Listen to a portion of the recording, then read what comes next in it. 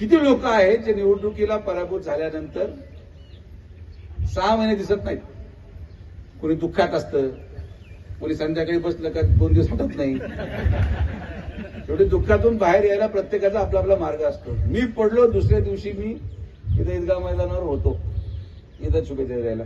आणि शेवट एवढंच सांगतो की या शिर्डी विधानसभा मतदारसंघाच्या पूर्ण बॉर्डरवर मी तुम्हाला आवर्जून सांगतो, जर इथं कोणीही धर्माच्या नावावर आणि जातीच्या नावावर द्वेष पसरण्याचं काम केलं तर मग तुमची गाठ माझ्याशी आहे हे तुम्हाला मी स्पष्ट सांगतो. इथं कोणीच असुरक्षित नाहीये. इथं कोणाला संरक्षणाची गरज नाहीये. इथं हिंदूंना गरज नाही, इथं मुसलमानांना नाही. वर्षानुवर्ष आपण एकामेकाबरोबर राहिलोय. आज अचानक का संरक्षण पाहिजे? कोणत्या जातीच्या माणसाचं काम जात विचारून केलं जातं? आणि ज्यांना जातीवाद करायचा आहे, ज्यांना धर्मवाद करायचा आहे, मी तुम्हाला सांगतो ते करायचं असेल तर मला सांगा. मग आम्ही पण अर्ज करताना लिहू की तिथं धर्म लिहा. तुम्ही अर्ज करताना लिहा मी हिंदू आहे, मी मुसलमान आहे. तुम्ही जाती लिहा की मी मराठा आहे, मी माळी आहे, मी धनगर आहे, मी वंजारी आहे.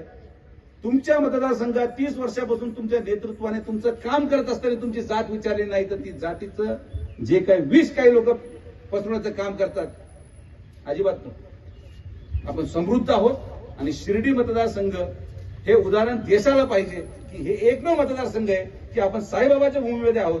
ज्या साईबाबांनी कधी धर्म आणि जातीमध्ये भेदभाव केला नाही, त्या साईबाबांचे अनुयायी म्हणून आपण तो संदेश पूर्ण देशामध्ये पोहोचवण्याचं काम या शिर्डीमधून झालं पाहिजे.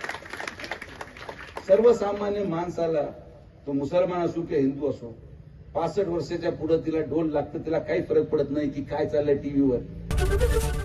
एबीपी माझा, उघडा डोळे बघा नीट.